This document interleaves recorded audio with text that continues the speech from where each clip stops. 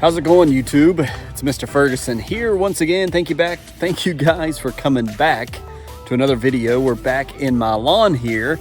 We got a couple things to show you here in my lawn. Of course, if you watched the last video, if not, go check it out. We did something that we rarely, or we've never done it on my channel. We talked about warm season grass. We mowed some warm season grass down in Myrtle Beach, South Carolina. And for the very first time, I used an electric mower. I've never used an electric mower in my life. Man, walking out here, it is not a cloud in the sky. It's pretty cool out here right now, at least. So anyways, thank you so much for tuning in. We're back. We're talking about fescue. I wasn't sure how you all would receive a warm season grass type video. So anyways, it was fun to go down the beach. Coming home, not too surprised on what I found. The grass was long. I knew it was going to be long. It's kind of the aftermath of the Freedom fertilizer that I put down. It's been like 3 weeks now. It's been several rains back. We're kind of getting into a drought mode here in North Carolina. We've not had a good amount of rain. While I was gone, I think we had 0.33 inches according to Mr. Kevin's weather station over next door. So we did have a little bit of rain, but today we're actually, while I'm recording this, I'm going, well, maybe after, I'm going to set the sprinkler out. So let me show you, we're in drought mode, and I kind of want to talk about, since we talked about warm season grass down at the beach, I want to talk about why I love fescue so much, why I enjoy it, the perks of it, and just kind of talk about why fescue seems to be the best to me. And we'll kind of stay on that topic of why I love fescue while I kind of show you the lawn. I love fescue grass, man. And I know that's why many of you tune into this channel. And I know that more now because when I post about St. Augustine and warm season, it doesn't get as many views. And it tells me that you guys are more interested in cool season turf, which is cool. So I mowed it a simple get it done late last night. And up and down like this, and I didn't even do it double. I just did single pass up and down. It was probably 4.5, 5 inches tall. We cut it back down to 3.5, but we are seeing some lawn stress, and guess where we're seeing it? We're seeing over here in the hydrotane zone. So again, don't know how I feel about hydrotane. Sometimes I feel like it really helps. Out here in the main part of the lawn where we never have any stress, we've got pretty good dirt. I mean, it's doing fine. It's hot, it's dry. I think I can tell a little bit over here, it's starting to kind of show some signs of summer wear and tear. Over here, it's a darker green look. And then when we come back to our weaker areas, this is one of the areas we know stress out first. I think what this is right here is simply some of the poa-triv that's kind of hung on in the cooler months. It's starting to feel the heat and the lack of water. So it's starting to stress because it's the only spot. We've put down our fungicides, our azoxy and our propy, not seeing anything fungus related at all. So everything is hydration, water. And so right here, if you guys recall, we put down a whole bottle heavily of hydrotane hose in. We did it all right here on this whole entire side, all the way back to the woods. And regardless of that, we didn't put no hydrotane went over here.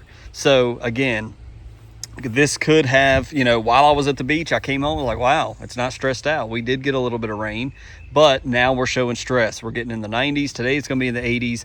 We've got high heat coming, and it doesn't look like any rain in the forecast. So it's time to start watering just to try to limp by. So this section is going to get some watering here soon. You can see the sun shining off the stripes. But again, just to kind of talk about hydrotane, it's not going to save your lawn. And we talk about it over and over and over again. But again, we put it down heavily in this section. It still is stressing out.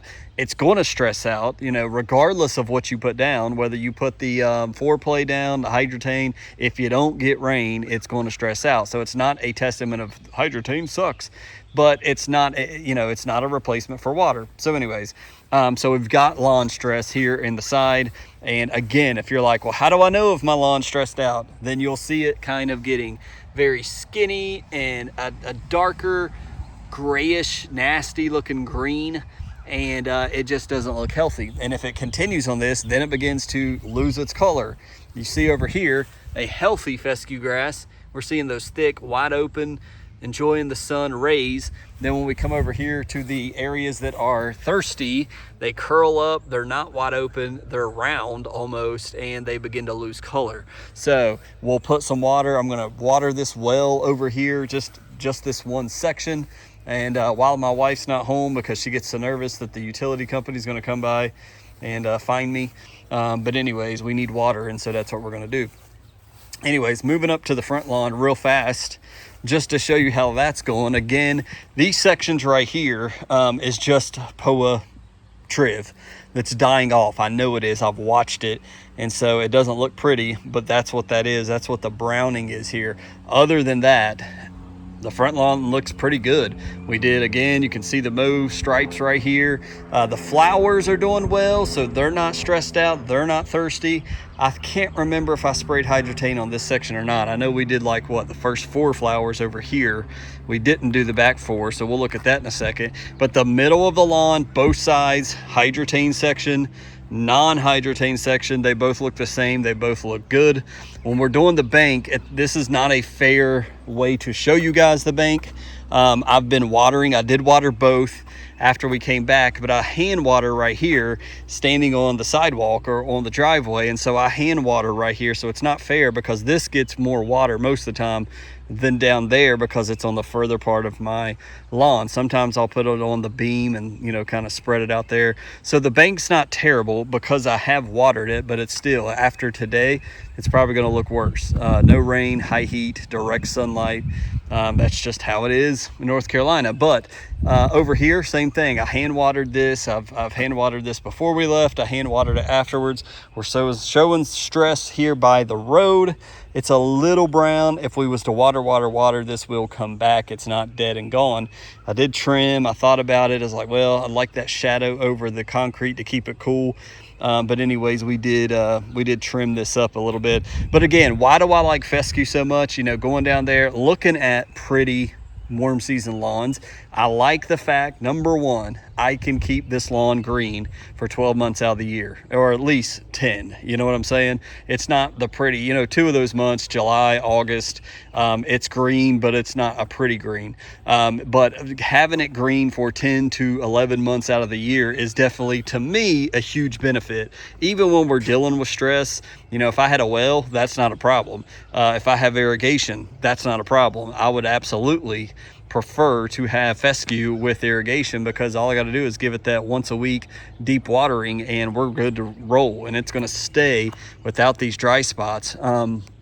Without having irrigation, you know, one of the fixes is to dig up this section before we overseed in the fall, and we would want to replace that dirt, put some topsoil down in there, and fix that, but not going there.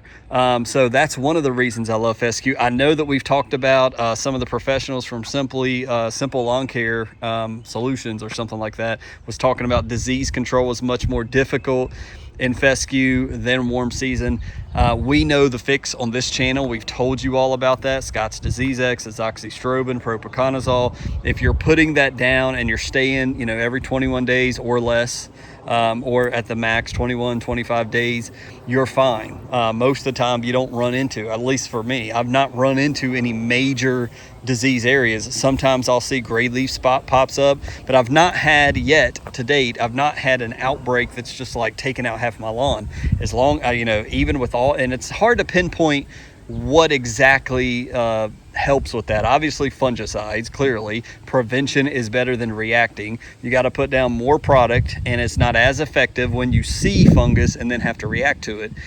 We want to be preventative, but I've not had an outbreak of anything disease wise. It's just taking out my lawn when I'm using those 2 products in a preventative nature and manner. It works. And so all you got, yeah, it's cost, you know, it's more cost than warm season, but it looks great. We'll just kind of mosey down here. The other thing, besides 12 months of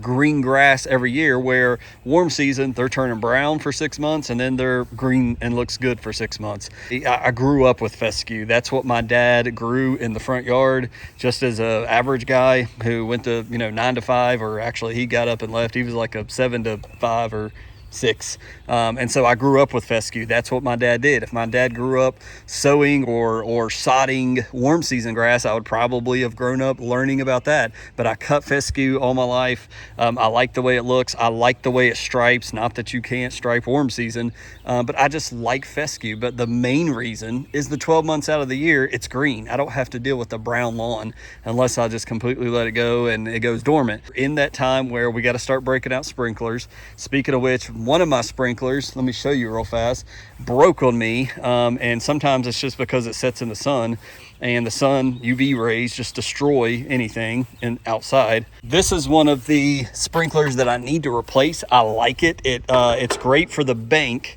This part right here, I'm not sure how to fix it. This part works, but when the sprinkler comes and hits this and straightens out and it goes backwards, this knob just continues to fall forward and it doesn't work anymore. So basically you can either go this way, and the farther you move this one, you're doing the whole thing. When I'm trying to do the bank, I want it, I only want it to move a little bit so that it stays on the bank and the water stays right there. And so it's broke on me. But this was a great sprinkler. Again, I kind of mistreat them because I keep them outside in the corner here, and when the sun gets over in this direction, it shines right on it, and you can see the wear and tear. This used to be yellow, and now it's a very, very light yellow. But this what is it, Melnor? I think I got it off Amazon.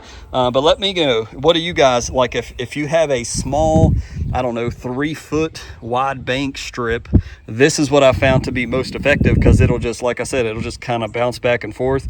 The wind, it does shoot high in the air and the wind can affect it. So I need to replace this at some point. For now, my sprinkler has been this guy that I told you. This is an Orbit that I picked up at Lowe's like 2 years ago.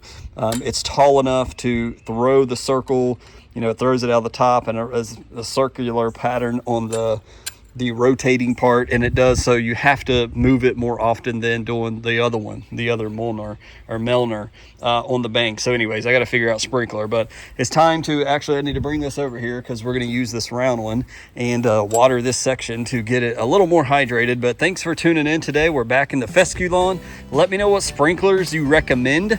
If you just give me some names. I know it probably won't let you copy links in the comments, but let me know what sprinklers you guys have figured out. Give the video a thumbs up if you enjoy it. Comment your sprinkler advice for me below, and we'll see you on Friday with another lawn care video. God bless you guys.